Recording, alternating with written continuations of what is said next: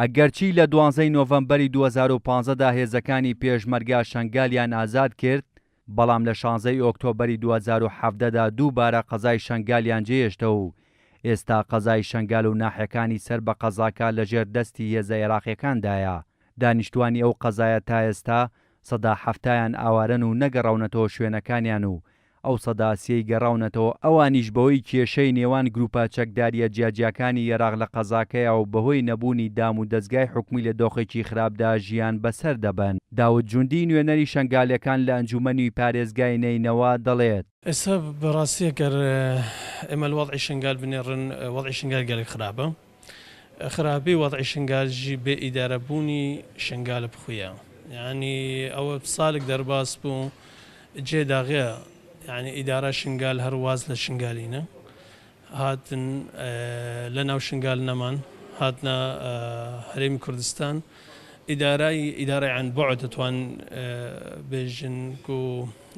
شنگال بە عن بعد ئیدارە دەکرێن لە سەروی ئەساسی وضعی عام، يعني وضعي خدمة جزاري،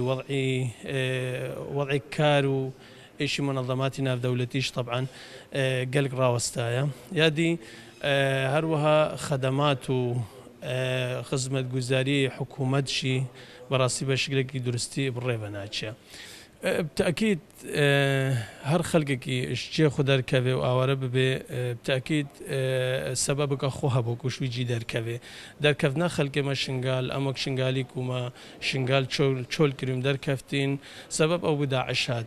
سبب هادنا داعشي أو انفلاتا أمني بو هكا روخاندنا منظومة عراقي والقل منظومة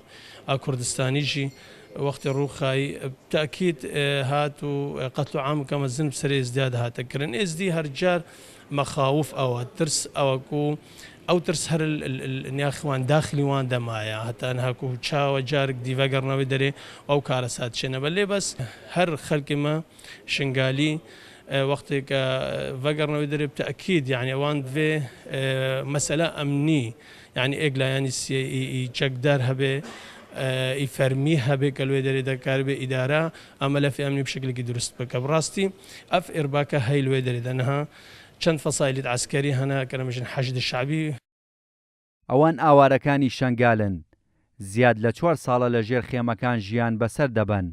بەهۆی داخستنی ڕێگای نێوان دووەک شەنگال ئەوان دەڵێن ناتوانن سەردانی شەنگال و ناوچەکانیان بکەن یاخود بە پێچەوانەوە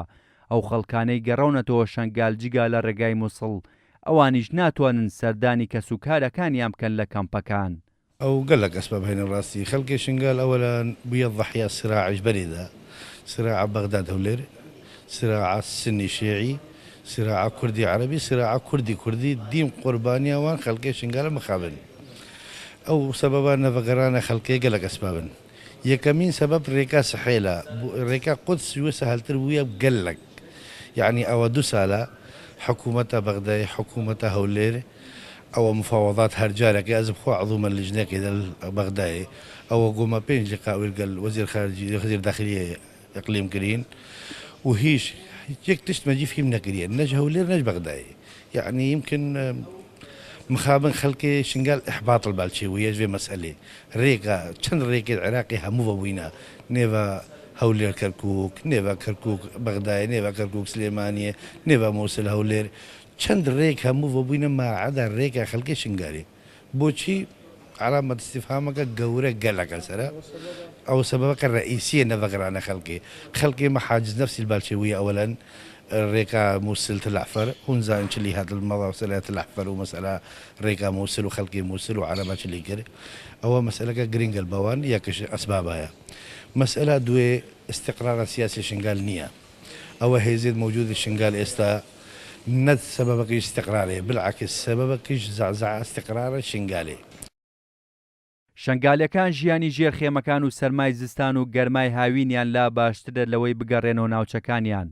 و خۆیان دەڵێن بەڵام هیچ زمانێک نەبێت بۆ پاراستنی سەر و ماڵیان و ڕێگەگرتن لە دووبارە نەبوونەوەی کارەساتێکی تری وەک سەی ئاب.